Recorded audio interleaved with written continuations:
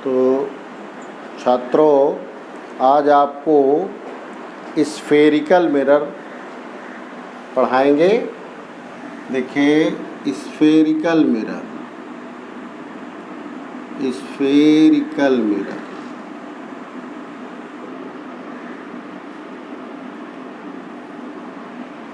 आप लोगों ने प्लेन मिरर पढ़ रखा है। प्लेन मिरर के बाद आता है कर्व्ड मिरर। कर्व्ड मिरर का ही एक दूसरा रूप है स्फेरिकल मिरर। तो जैसे कि हम एक ग्लास का हालो स्फीयर ले लिया हमने और इसको कट कर दिया, तो कट करने से क्या होगा, एक पार्ट आपका इस तरीके से निकल आया। ये इस पार्ट में दो सरफेसेस हैं। कौन कौन सी दो सरफेसेस हैं?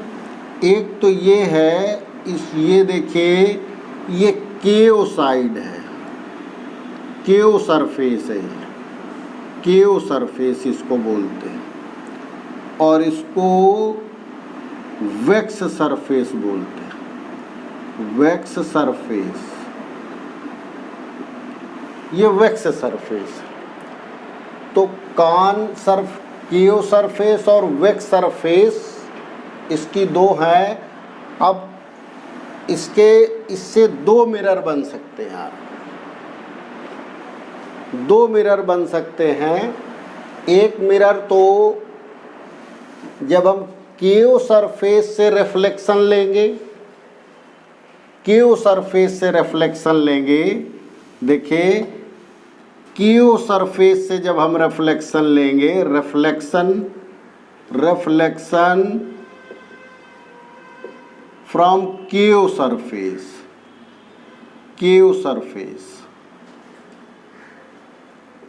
तो जो दूसरा साइड है वैक्स सरफेस, वैक्स को वर्टेक्स, जैसे मान लीजिए वर्टेक्स है, मतलब उभरा हुआ है, तो इस साइड हमको अपोजिट साइड में केओ सरफेस से रिफ्लेक्शन ले रहे हैं, तो उसके अपोजिट साइड जो वैक्स साइड है, वैक्स सरफेस साइड हमको क्या करना पड़ेगा, पॉलिश करना पड़ेगा।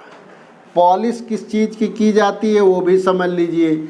इसमें सिल्वर पॉलिश की जाती है, सिल्वर की कोटिंग, चांदी की कोटिंग की जाती है, और इसकी सेफ्टी के लिए लेड ऑक्साइड का कोटिंग कर दिया जाता है, जिससे ये सेफ बना रहता है। सपोज करिए कि लेड ऑक्साइड खुरच गया, तो सपोज करिए यहाँ पर खुरच गया ये, तो एजी पॉलिश बहुत जल्दी चली जाती है, तो इससे फिर लाइट अंदर पास करने लगेगी, फिर रिफ्लेक्शन का पर्पज हमारा ख़त्म हो जाएगा। और इसीलिए ये हम सिल्वर के साथ साथ सिल्वर के ऊपर लेड ऑक्साइड की कोटिंग कर देते हैं। ये रेड कलर का होता है, रेड कलर।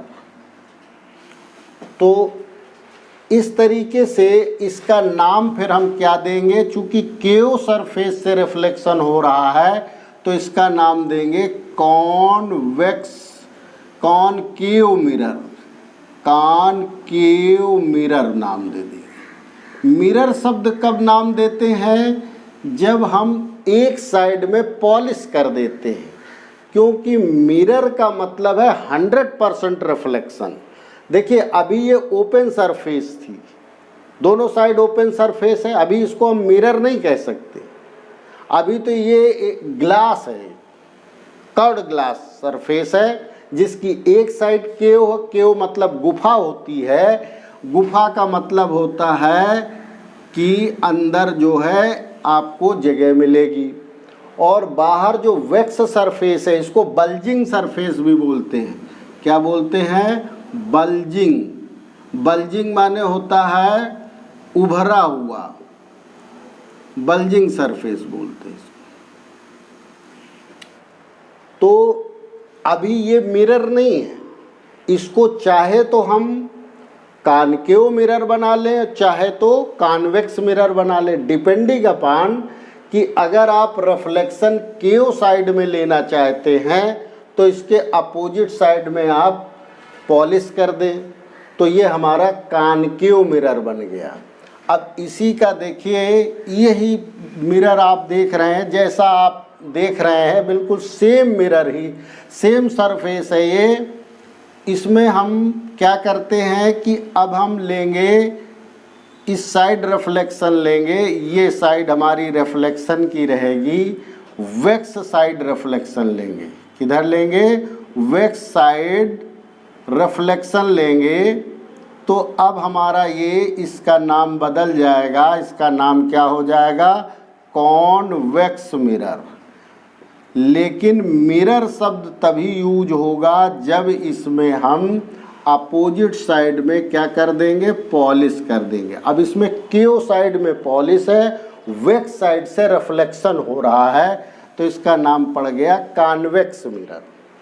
इनके एक और भी नाम है। ये कॉन्वेक्स मिरर जो होता है डाइवर्जिंग मिरर कहलाता है। डाइवर्जिंग मिरर का मतलब होता है कि वो रेज को डाइवर्ज करता है, रेज को डाइवर्ज मतलब फैलाता है। और इसका दूसरा नाम है कन्वर्जिंग मिरर। जो कॉनकेव मिरर है ये हमारा कन्वर्जिंग मिरर भी बोला जाएगा, क्योंकि इसमें रेज जो हैं वो कन्वर्ज होती हैं, मतलब एकत्रित होती हैं, कलेक्ट होती हैं, तो इसलिए इसका नाम कन्वर्जिंग मिरर और कॉनकेव मिरर है। और इसका जो है कॉन्वेक्स मिरर और यानी एक ही सरफेस को हम दो प्रकार से यूज कर सकते हैं। एक है हमारा जो कॉन्वेक्स मिरर है, एक कॉनकेव मिरर है, यानी एक कन्वर्जिंग मिरर, एक डाइवर्जिंग मिरर है। इस तरीके से ये हमारे दो मिरर प्रिपेयर हो जाते हैं। ओके,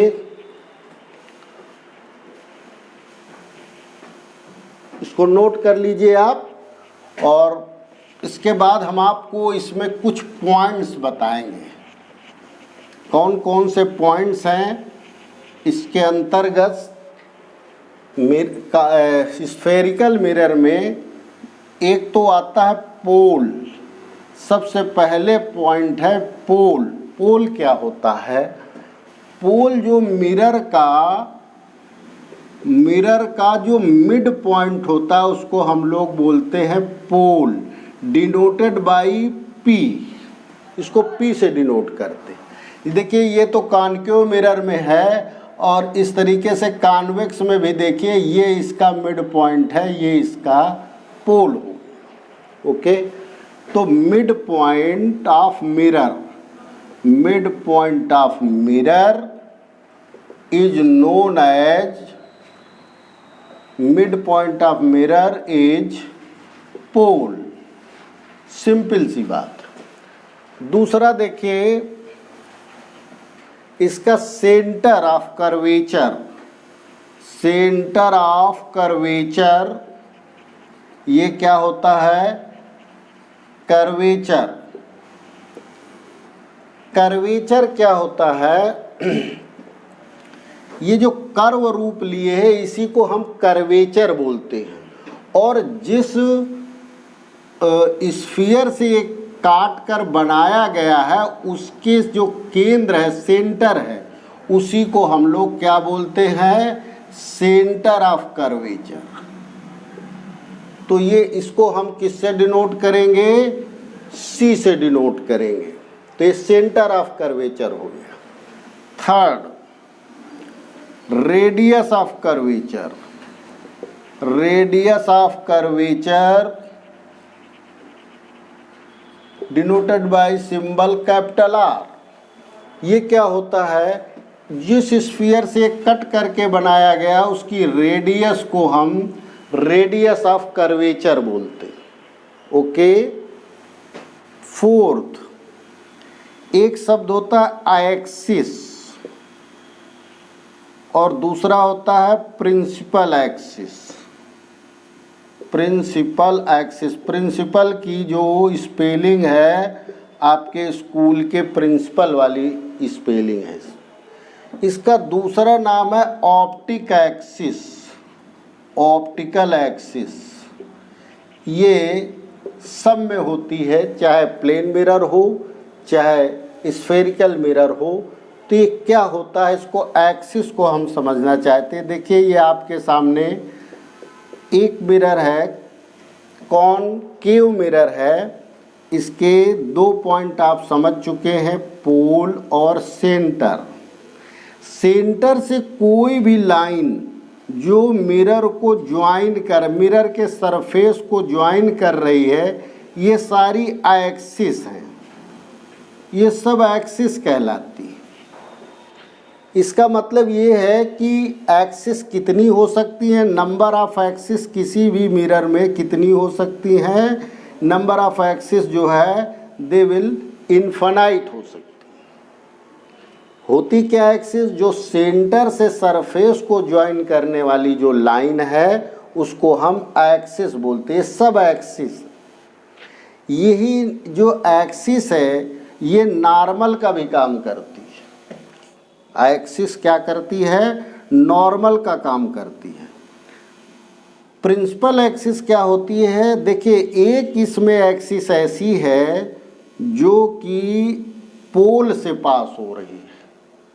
जो पोल से पास हो रही है इसी को हम कहते हैं ये प्रिंसिपल एक्सिस है, ये स्पेशल एक्सिस है, क्योंकि यही के एक्सिस ऐसी है जो पोल से पास हो रही है। सेंटर से तो सभी जा रही हैं, लेकिन ये जो है पोल से जा रही है, इसलिए इसका नाम हमने दे दिया प्रिंसिपल एक्सिस, या इसी का दूसरा नाम क्या है, ऑप्टिकल एक्सिस।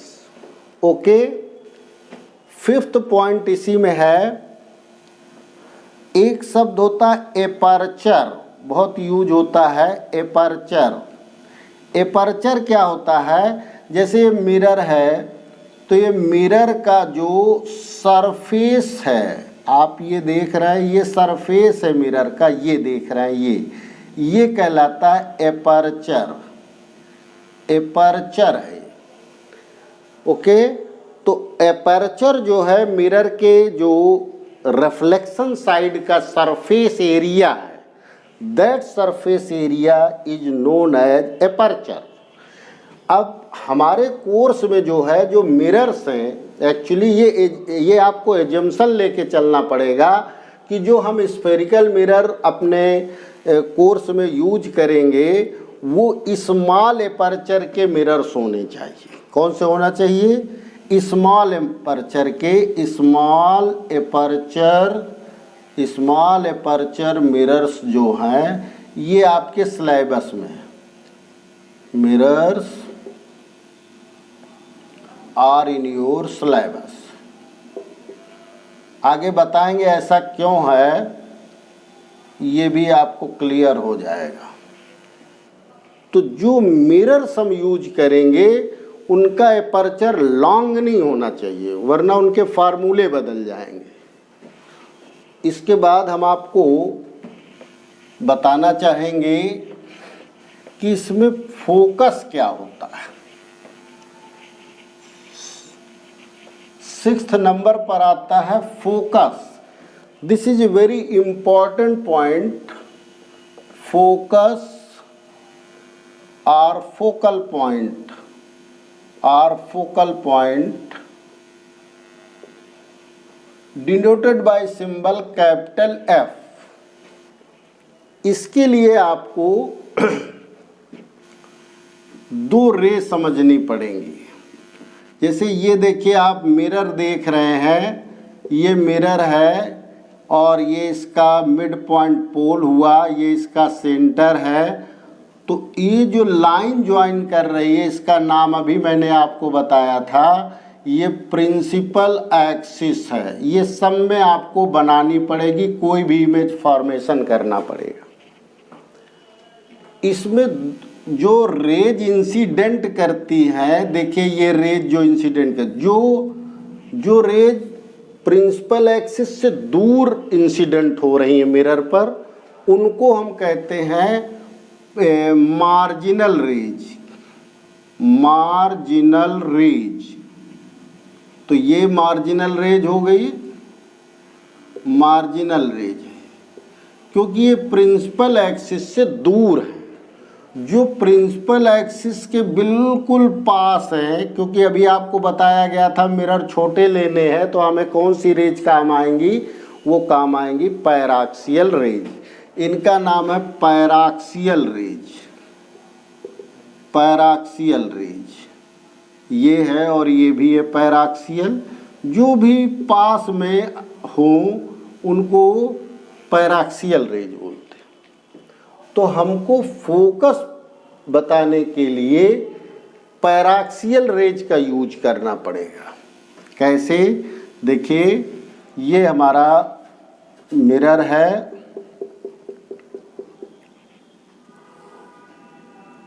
PC। तो जो पैराक्सियल रेज हैं, आफ्टर रिफ्लेक्शन वो प्रिंसिपल एक्सिस में एक पर्टिकुलर पॉइंट से होकर के ही पास होती हैं, यानी they meet at a common point. All the paraxial rays after reflection they passes with a common point and this point is known as focal point। Focus इसी को कहते हैं। अब आप देखिए कि ये दूसरा प्रकार का मिरर भी है आपके सामने, इसको देखेंगे, दोनों में अंतर आपको समझ में आ जाएगा। ये इसका सेंटर है, ये पोल है। ये देखिए, ये पैराक्सियल रेज आपके सामने है।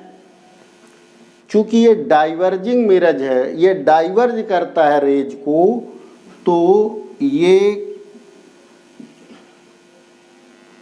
कॉन्वेक्स मिरर है, कॉन्वेक्स मिरर है, और ये आपका कॉनकेव मिरर है। दोनों में आप देख रहे हैं कि कॉनकेव मिरर में जो रेज हैं आफ्टर रिफ्लेक्शन ये कन्वर्ज हो रही हैं और पास हो रही कॉमन पॉइंट्स में रियली मिल रही हैं। इसमें क्या हो रहा है, डाइवर्ज हो रही हैं, तो डाइवर्जिंग रेज तो रियली मिलेंगी नहीं। तो ये ऑन प्रोसीडिंग बैकवर्ड ये एक कॉमन पॉइंट पर प्रिंसिपल एक्सिस में मिल रही है, और इसलिए ये जो है आपका फोकल पॉइंट कहलाएगा। ओके, तो सिंपल सी डेफिनीशन है कि पैराक्सियल रेज जो हैं, ये कौन सी रेज हैं, पैराक्सियल रेज हैं। पैराक्सियल रेज वो हैं जो आपकी प्रिंसिपल एक्सिस के ठीक पास में होनी चाहिए। यहाँ भी आप देख रहे हैं, यहाँ भी आप देख रहे हैं। तो ये paraxial rays after reflection concave में कन्वर्ज हो रही हैं, और कॉन्वेक्स में ये रेज डाइवर्ज हो रही हैं। ओके, तो ये रियली यहाँ पर मीट कर रही हैं, और ये रियली मीट नहीं कर रही हैं, इसलिए इसमें वर्चुअल फोकस होता है, वर्चुअल फोकस है, और ये रियल फोकस है। एक चीज़, दूसरी चीज़ ये है कि इसी में ये 6th नंबर था। 7th नंबर पर हम समझ लें फोकल लेंथ क्या होती है। Focal length, this is denoted by small f symbol. Focal length होती है पोल टू फोकस, जो डिस्टेंस है इसको कहते हैं focal length. Distance between pole and focus, जो ये डिस्टेंस है ये फोकल लेंथ कहलाती है। अब फोकल लेंथ कौन सी पॉजिटिव होगी, कौन सी निगेटिव होगी, तो देखिए ये आपको यहाँ से शो हो रहा है, ये फोकल लेंथ, ये फोकल लेंथ। तो देखिए साइन कन्वेंशन भी आपको समझना पड़ेगा कि साइन कन्वेंशन क्या है। तो अभी मैं आपको ये बताया दे रहा हूँ कि इसका फोकस, जो कॉनकेव मिरर का फोकस है, ये निगेटिव होता है।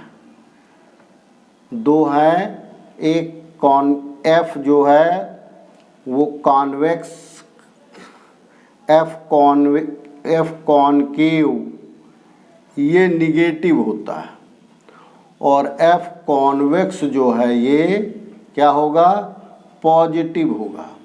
कैसे, देखिए जो कॉन्वेक्स मिरर है इसमें हम किस साइड में मेजर कर रहे हैं, ये हम रेज की डायरेक्शन में, जो इंसिडेंट रेज है उनकी डायरेक्शन में मेजर कर रहे हैं, और ये इंसिडेंट रेज के अपोजिट मेजर कर रहे हैं यहाँ पर, इसलिए ये एफ निगेटिव है।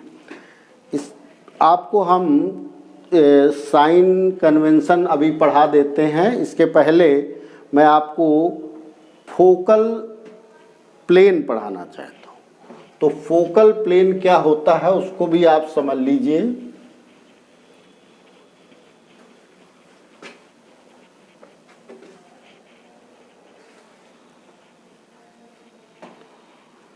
Focal point, focal plane, focal plane. अभी आपने देखा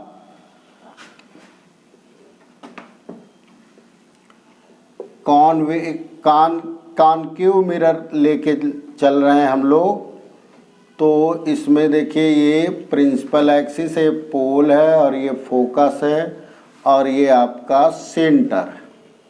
ओके, देखेंगे यहाँ पर कि जो पैरेलल रेज प्रिंसिपल एक्सिस के आती हैं वो कहाँ से पास हो रही हैं, वो एक कॉमन पॉइंट से पास हो रही हैं जिसको कि हमने फोकस कहा हुआ।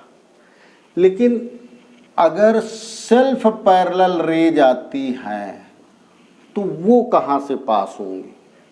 देखिए सेल्फ पैरेलल रेज जो है वो भी इसमें कन्वर्ज होंगी, और कन्वर्ज होने के बाद वो एक पॉइंट से पास हो रही है। वो पॉइंट एक इस प्लेन पर सारे मिल रहे हैं। ये देखिए जहाँ फोकस है, जहाँ पर ये रेज मिली है, ये सब एक प्लेन पर मिलेंगी। जितनी भी सेट ऑफ पैरेलल रेज होंगी वो सब के सब एक प्लेन पर मिलेंगी। जैसे ये प्लेन है तो इस पर ये मिली, और इसी पर ये भी पैरेलल रेज मिली। यानी कि set of parallel rays, set of parallel rays, parallel rays after reflection, after reflection, after reflection meet at a plane known as focal plane। देखिए जो प्रिंसिपल एक्सिस के पैरेलल रेज आ रही हैं उनका तो वो प्रिंसिपल एक्सिस पर ही मिल जाती हैं, उस पॉइंट को हम फोकस कहते हैं। लेकिन बाकी जो सेल्फ पैरेलल रेज आती हैं, कोई भी पैरेलल रेज आएगी तो वो फोकस पे नहीं मिलेगी, वो नीचे या ऊपर कहीं पर मिलेगी। लेकिन जब हम वहाँ पर एक प्लेन दिखाएं तो वो सब के सारे पॉइंट्स जो हैं वो एक प्लेन पर मिलेंगे। उसी प्लेन को ही हम क्या बोलते हैं, फोकल प्लेन। ठीक है, ऐसे इधर भी आप देख ले कि ये आपका जो है कौन सा मिरर है, कॉन्वेक्स मिरर है। सेम चीज़ इस पे हम आपको दिखा रहे हैं। ये पोल है और ये सेंटर है, ये देखिए। तो जो पैराक्सियल रेज इसमें आ रही हैं ये क्या है, एक कॉमन पॉइंट से पास हो रही हैं। ये देखिए, ये कॉमन पॉइंट से ये पास हो रही हैं, और ये कहलाता है फोकस किसका, कॉन्वेक्स मिरर। अब सपोज करिए कि पैरेलल रेज जो है वो सेल्फ पैरेलल रेज आ रही है, ये सेल्फ पैरेलल रेज, ये कहाँ जाए। तो देखिए ये ऐसे जा रही थी, ये इसके बाद यहाँ पर आप नॉर्मल ड्रा करेंगे, ये नॉर्मल हो गए हमारे। सेंटर से पॉइंट ऑफ इंसिडेंस को मिलाएंगे तो ये हमारा क्या कहलाता है, नॉर्मल। इससे ये एंगल बनाते हुए ये देखिए, ये तो ये ऐसा लगेगा कि ये यहाँ से आ रहा है। इसी तरीके से और भी कोई रेज लेंगे आप, तो ये जितनी भी पैरेलल रेज आप आपस में ले रहे हैं, ये सब कन्वर्ज हो करके कहाँ से पास होंगी, एक कॉमन पॉइंट्स पर। और यहाँ पर जब आप प्लेन बनाएंगे तो ये फोकस और ये कॉमन पॉइंट जितने भी होंगे ये सब कहाँ पर मिलेंगे, प्लेन पर मिलेंगे। और इसी प्लेन का नाम है, क्या नाम है, इसका नाम है फोकल प्लेन, फोकल प्लेन।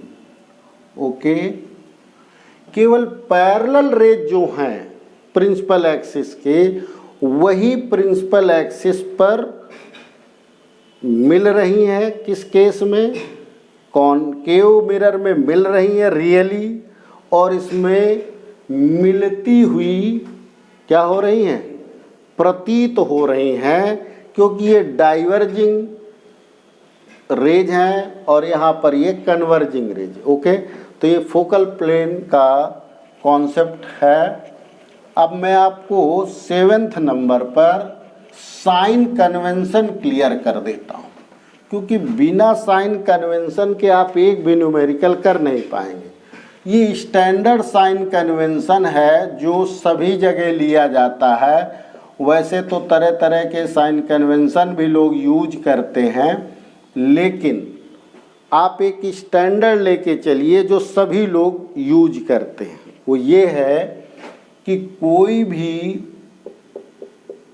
जो इंसिडेंट रे है, जिस डायरेक्शन में वो जा रही है, उस डायरेक्शन को आप क्या लेके चलेंगे, पॉजिटिव। मतलब हमारी ये इंसिडेंट रे इधर जा रही है, तो जो डिस्टेंसेस हम इधर मेजर करेंगे वो क्या हो जाएंगी, पॉजिटिव। इसके अपोजिट में जो डिस्टेंसेस हम मेजर करेंगे वो क्या कहलाएंगी, निगेटिव। सीधी रूलिंग है, समझ रहे हैं ना। तो पहली साइन कन्वेंशन की रूलिंग क्या है, देखिए पोल है, ये आपका सेंटर है, ये आपका यहाँ पर फोकस है। तो ये डिस्टेंसेस जो फोकल, इसकी बात हम लोग अभी कर रहे थे, ये देखिए। अब इसकी फोकल लेंथ जो है किस डायरेक्शन में मेजर हो रही है, ये इंसिडेंट रे के अगेंस्ट मेजर हो रही है। इंसिडेंट रे के अगेंस्ट, इंसिडेंट रेज के अगेंस्ट में मेजर हो रही है, और इसलिए यहाँ पर हम इसको क्या लेंगे, निगेटिव। ठीक है, ओके। तो इसीलिए कहा जाता है कि जो कॉनकेव मिरर है, कॉनकेव मिरर में फोकल लेंथ कैसी होती है, एफ जो है वो निगेटिव होता है। ओके, रेडियस ऑफ कर्वेचर को भी देखते चले। रेडियस ऑफ कर्वेचर कहाँ से, देखिए वो भी इसके अपोजिट मेजर हो रहा है। तो आर भी कैसा लेंगे, ये भी हम निगेटिव लेंगे। ओके, तो पहला साइन कन्वेंशन हमारा क्या हुआ, पहला ये हुआ कि डिस्टेंसेस,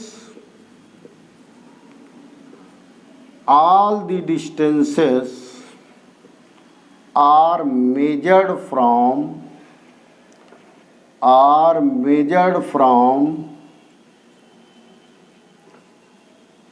pole।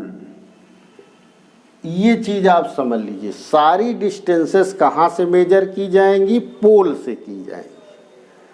अब पोल से आप इंसिडेंट रे के अगेंस्ट करेंगे, अपोजिट करेंगे तो वो निगेटिव हो गई, उसके फेवर में करेंगे, उस डायरेक्शन में करेंगे तो वो पॉजिटिव हो जाएगी। ये पहला साइन कन्वेंशन हो। दूसरा है कि डिस्टेंसेस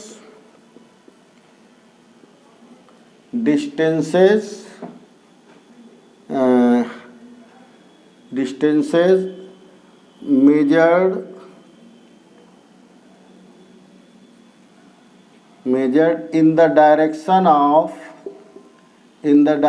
of इंसिडेंट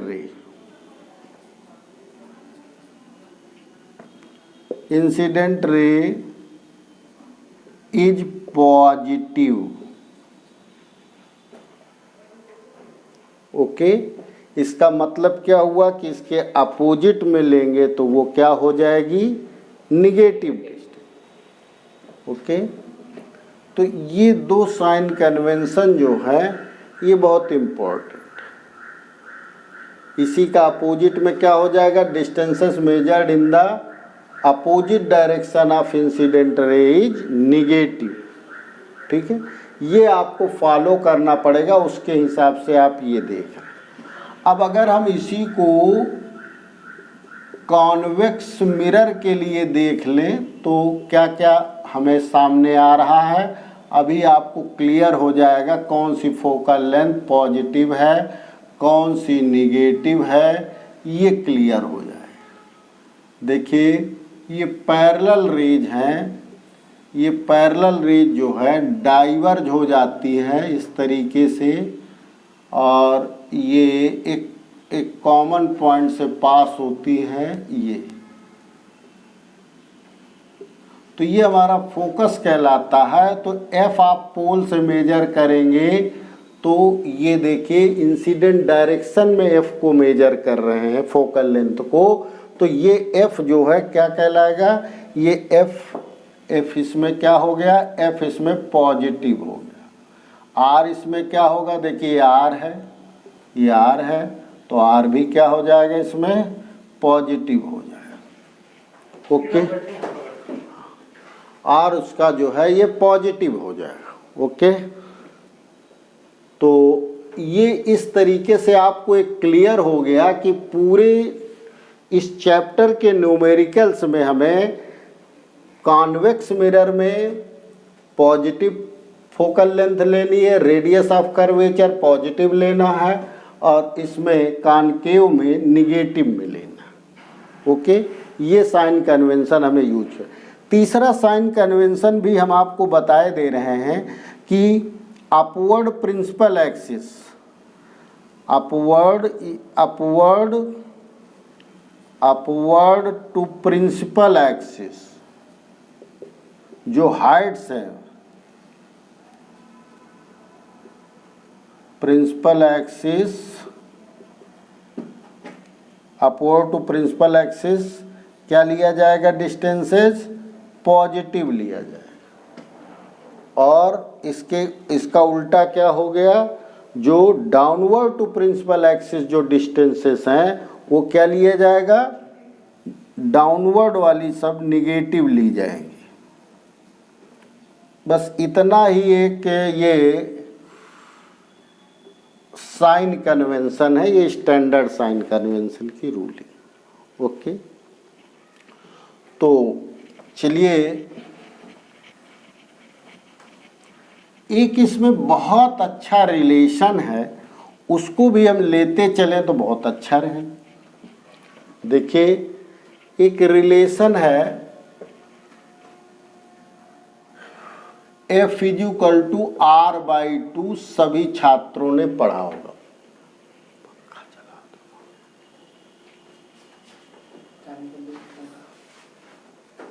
तो इसमें F इक्वल टू R/2 यानी कि फोकल लेंथ और रेडियस ऑफ कर्वेचर दोनों में रिलेशन क्या है, तो F जो है वो R/2 के इक्वल होती है।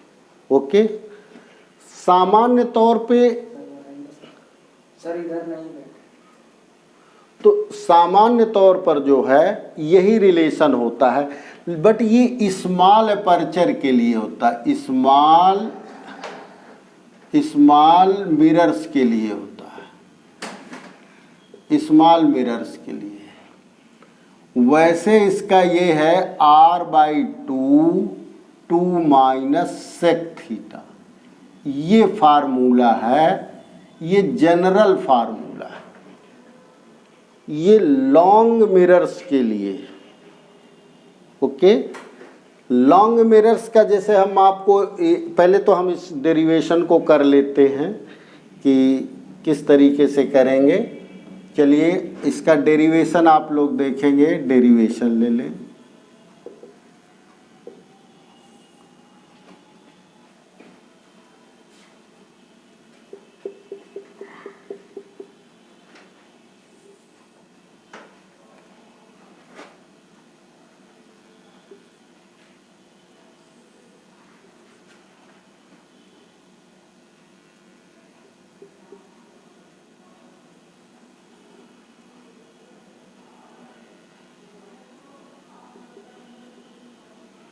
देखिए ये पैरेलल रेज लेके चल रहे हैं हम, तो ये आपका जो सेंटर से पॉइंट ऑफ कांटेक्ट समझ लीजिए कि हमने यहाँ n मान लिया, यहाँ पर ये एंगल ऑफ इंसिडेंस हो गया थीटा, तो थीटा एंगल पर ही रे रिफ्लेक्ट होगी रिफ्लेक्शन रूलिंग के हिसाब से। ओके, और अगर ये थीटा है तो ये भी क्या हो जाएगा थीटा। दो पैरेलल लाइंस हैं, इनको ट्रांसडेंटल लाइन मिला रही है, तो ये थीटा है तो ये थीटा। अब देखिए अगर हम इसका कर्वेचर पूरा करें ये इस तरीके से, ये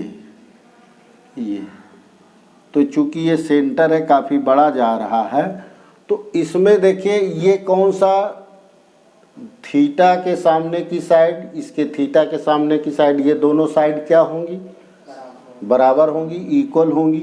अच्छा ये हमारा क्या है एफ है, बाय डेफिनीशन ये क्या है फोकल लेंथ है। ओके, ये हमें नहीं पता कितनी, अभी हम हाफ लेके नहीं चल रहे हैं, ये डिस्टेंस हम मान लेते हैं कि ये x है, कितनी है x है। अब देखिए ये हमारा कौन सा ट्राइंगल हो गया, ध्यान से देखिए CNF, CNF,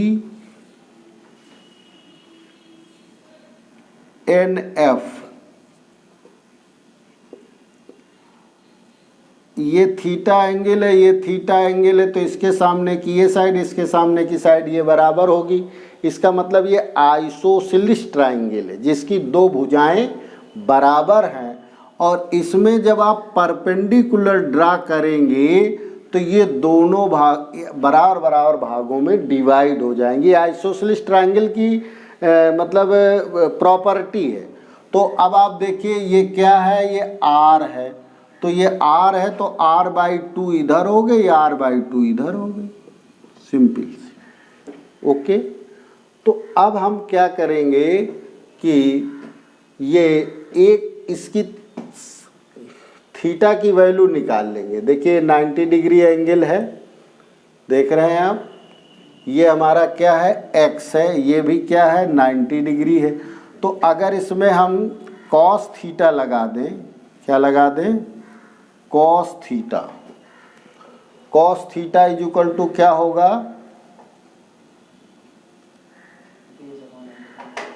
या sec थीटा निकाल लें, इसमें हम चाहे कुछ भी निकाल लीजिए, बात एक ही है, sec थीटा भी ले सकते हैं, sec थीटा।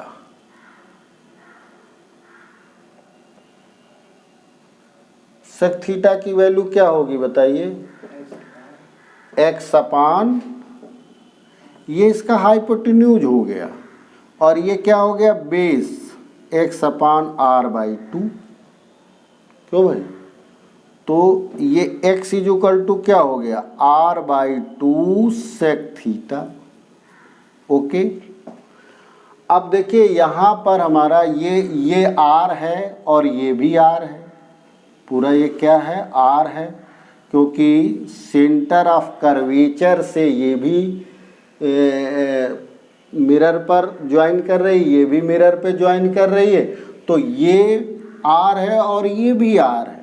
तो अब यहाँ पे देखिए डिस्टेंसेस देखिए, x इज इक्वल टू क्या हो जाएगा, x इज इक्वल टू हो जाएगा r minus f।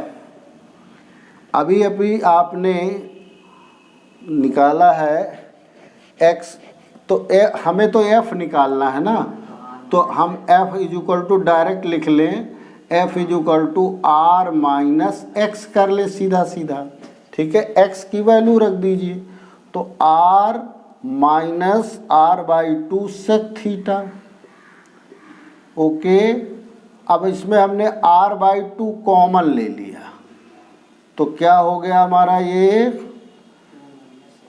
2 minus sec theta आ गया। तो ये है हमारा फोकल लेंथ।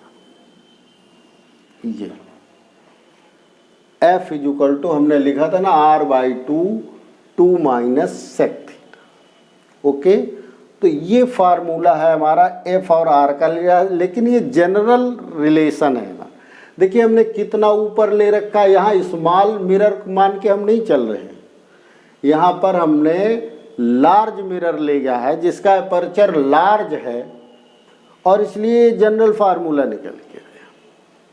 अब इसमें हम एजम्पशन ले लें तो एजम्पशन क्या है, एजम्पशन